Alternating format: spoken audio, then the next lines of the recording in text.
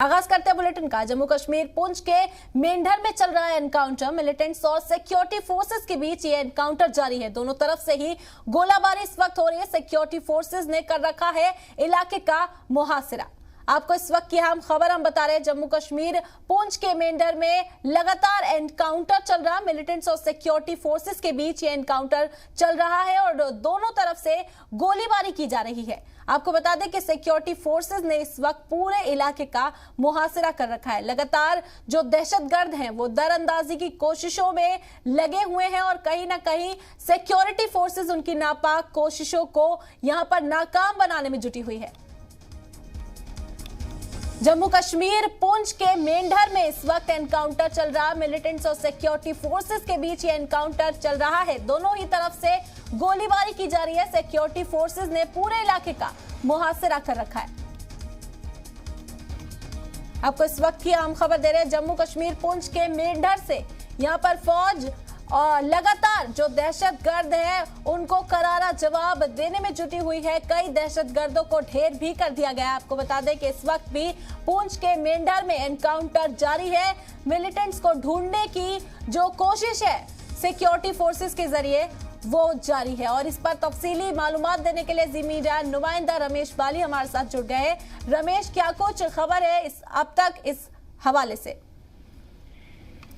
जी बिल्कुल, आपको बता दें आज सुबह से दोनों तरफ से जबरदस्त गोलाबारी हो रही है। अगर इनकाउंटर की बात करें तो आज 12 दिन से लगातार इस इलाके में इनकाउंटर चल रहा है। और अगर पीछे 10 घंटों की बात करें तो पिछले 10 घंटों में फायरिंग नहीं हुई थी, सिर्फ सर्च चल रहा था। लेकिन आज सुबह से दोनों तरफ से जबरदस्त गोलाबारी हो रही है और सेना ने इस पूरे इलाके को पिछले 12 दिन से कार्डन किया हुआ। लगातार इस इलाके की सर्च भी चल रही थी और बीच बीच में गोलाबारी भी हो रही थी। लेकिन आज सुबह से जिस हिसाब से गोलियों की आवाज आ रही है उससे यही लगता है कि आज ये इनकाउंटर समाप्त हो जाएगा और सेना की तरफ से ये आखिरी प्रहार जो आतंकियों के ऊपर किया जा रहा है और इस पूरे इलाके का कार्डन कर दिया गया है। और जो उसके साथ के जितने घर हैं वहां के जो लोग हैं वो उनको सुरक्षित जगहों पर रखा गया है ताकि किसी तरह के उनकी नुकसान न हो। आज जिस हिसाब से गोलाबारी चल रही है उससे यही लगता है कि आज इनकाउंटर का आखिरी दिन होगा।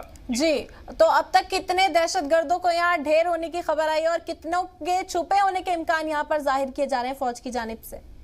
जी बिल्कुल, आपको बताता है कि सूत्रों में बताओ यही खबर है। यहाँ 5 से 6 आतंकी पिछले 12 दिन से ये इसी इलाके में छुपे हुए हैं और लगातार जो सेना की तरफ से सर्च भी चल रहा है। लेकिन अभी तक किसी आतंकी के मारे जाने की खबर नहीं आई है। लेकिन जिस हिसाब से आज सुबह से गोलाबारी चल रही है उससे यही लगता है कि आज आतंकियों का सफाया किया जाएगा। आज आतंकी यहाँ से बचकर नहीं निकल सकते। आपको बता दें ये बिल्कुल घना जंगल है और बड़ी बड़ी केव्स भी हैं इसके बीच में, जिसकी वजह से जिस इनकाउंटर इतना लंबा चला है और जिस अंदाज से आज गोलाबारी दोनों तरफ से हो रही है और उससे यही लगता है कि आज इनकाउंटर समाप्त हो सकता है। जी, आपसे ये भी जानना चाहेंगे कि जिस तरह से हमने देखा एलजी मनोज सिन्हा का रुख इस वक्त बेहद सख्त है दहशतगर्दों के खिलाफ, लेकिन कहीं ना कहीं जो सियासी लीडर हैं, जो मकामी पार्टी के सियासी लीडर हैं, जैसे कि फारूक अब्दुल्ला का भी हमने बयान सुना, उनका कहना है कि पाकिस्तान के साथ मुद्दे को हल करना चाहिए बातचीत के जरिए।